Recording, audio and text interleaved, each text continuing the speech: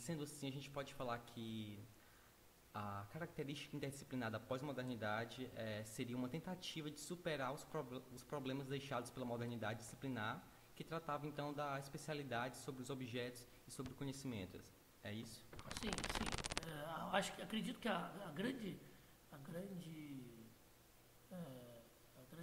não vamos dizer a palavra missão, que é uma palavra muito religiosa, mas a grande característica da pós-modernidade seria essa crítica ao pensamento moderno e principalmente na tentativa de superar os problemas que fizeram com que a própria razão moderna explodisse ou entrasse em crise. Né? Então, a partir do momento que a modernidade, ou a maneira como estava sendo administrada a razão moderna, ela apresenta-se, ela apresenta um sinal de crise total, ela apresenta-se insuficiente de responder aos anseios humanos.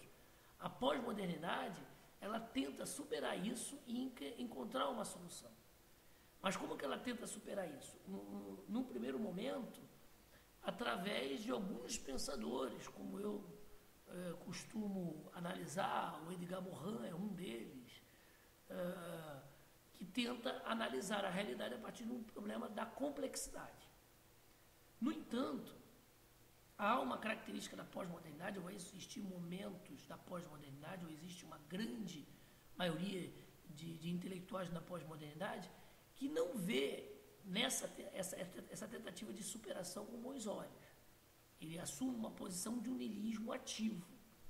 E aí, nesse sentido, é aceitar a vida com alegria, aceitar essa realidade da forma como foi posta de maneira alegre, ou não esperar uma nova superação, ou uma nova razão, ou uma reforma da razão, como eu poderia dizer.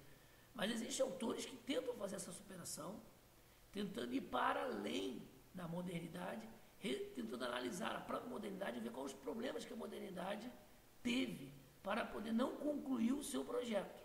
Entre eles, Habermas, McIntyre, o próprio Edgar Morin, aqui no Brasil, o professor Carlos Roberto Cerne Lima, que tenta fazer esse resgate da modernidade no sentido crítico. Como que eu posso reformar a modernidade, resgatar a modernidade, entender o que houve de errado na modernidade. E acredito que esse ponto crucial, o ponto fulcral dessa questão, está no pensamento hegeliano. Porque é em Hegel que a razão enlouquece, ou seja, é em Hegel que a razão é levada nas últimas consequências. E que, de alguma maneira, vai se demonstrar insuficiente no período do século XX. Então, a partir daí, eu tenho que se perguntar, o que houve de errado nesta razão moderna? O que aconteceu com ela para que eu não conseguisse concluir os objetivos ou atingir os objetivos que a razão se propôs, a razão moderna se propôs?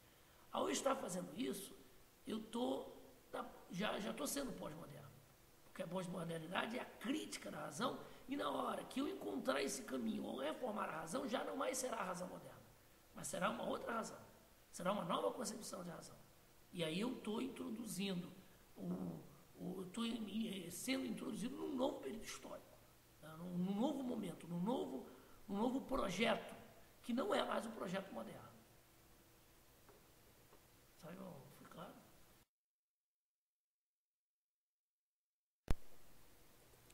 No minicurso ministrado nos dias 16 e 17 desse mês, você fez a seguinte afirmação, abre aspas, o homem é artificial, fecha aspas. Quando você diz isso, fica entendido que estava se referindo à racionalidade do homem, que você estava colocando esta como algo não natural. Mas como falar de uma artificialidade do homem provida da razão, se esta é fruto de um processo evolutivo, característico de todos os seres ditos como naturais? Uma boa pergunta. Para a gente entender essa afirmação, eu realmente fiz essa afirmação que o homem é artificial. Em Hegel, você tem uma primeira natureza e você tem uma segunda natureza. O homem, num primeiro momento, ele pertencia à primeira natureza, a natureza em si. Mas a razão, ela deu ao homem a capacidade de criar uma própria natureza para ele, que já não é mais a primeira natureza. É o que nós chamamos de segunda natureza. É o universo da cultura. E esse universo da cultura, ela é uma artificialidade, sim, em relação à primeira natureza. Você não vai encontrar na natureza nenhum tipo de razão no sentido humano, onde se apropria da realidade e transforma a realidade em alguma outra coisa que não é mais natural. Então, quando eu estou fazendo essa afirmação que o homem é artificial, é porque, embora num processo evolutivo o homem possa ter ocorrido uma mutação no homem primitivo, a ponto do Homo sapiens possuir um aparato racional, e isso tenha sido natural, essa racionalidade proporcionou o homem a deixar de ser um mero animal para ser um animal artificial. Porque essa razão, ela cria condições necessárias para ele criar uma segunda natureza, que é artificial, para criar um aparato técnico, que é artificial, que não tem nada a ver com ele, e ele não pode presidir mais disso, ele não pode mais viver sem isso. Estar nesta segunda natureza e de alguma maneira sobreviver dentro da primeira natureza sempre se dará de uma maneira não natural, é uma maneira sempre artificial, lançando mão de artifícios, lançando mão de instrumentos ou de dispositivos.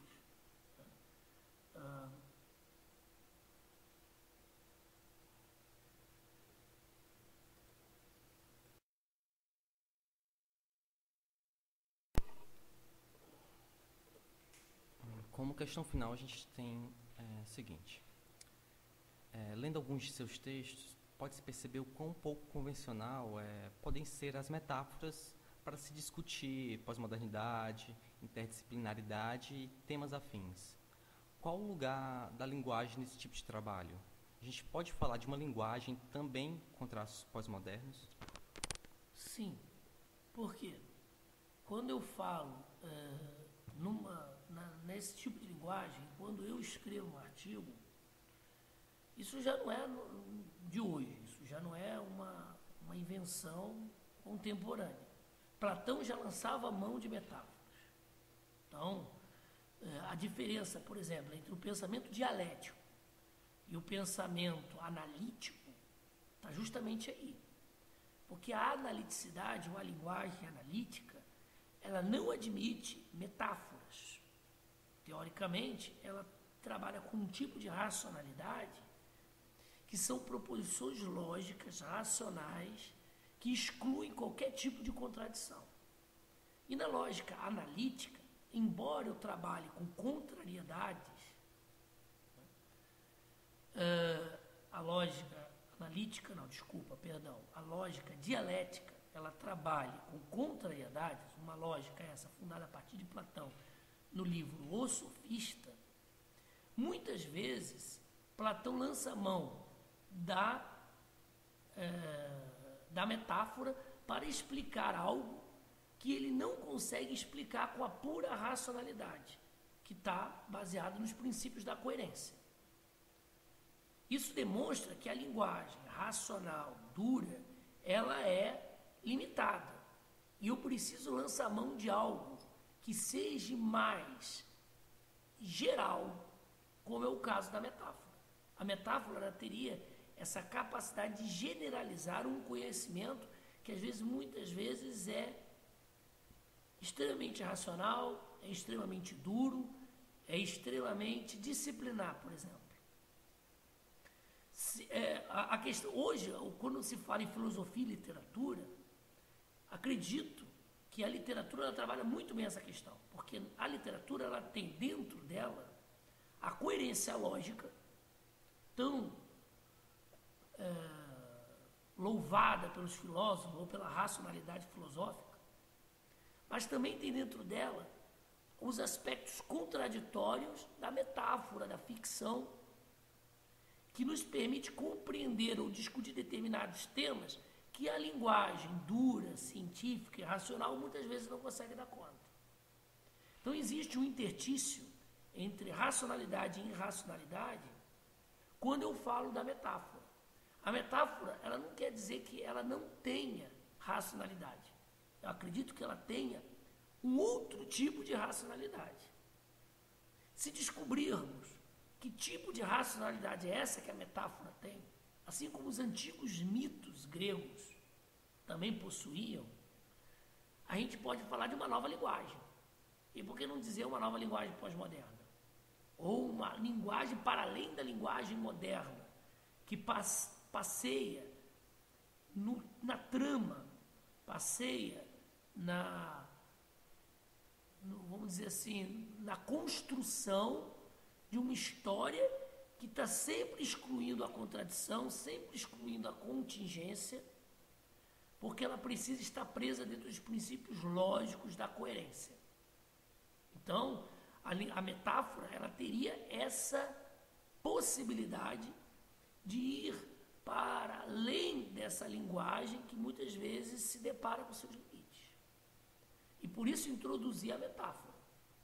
Muitos pensadores como Deleuze, Gadamer, na hermenêutica, né, ou o próprio Platão, lança a mão da metáfora para explicar aquilo que está para além da racionalidade. E vou frisar isso. A metáfora ou a literatura não quer dizer que ela não tenha racionalidade. Ela tem uma racionalidade. Mas que tipo de racionalidade ela possui? Uma outra que não é a racionalidade dura, que é a racionalidade filosófica. Muitas vezes que fica presa aos princípios da coerência. Muitas vezes na incoerência eu encontro a saída para um problema que a coerência não me deu.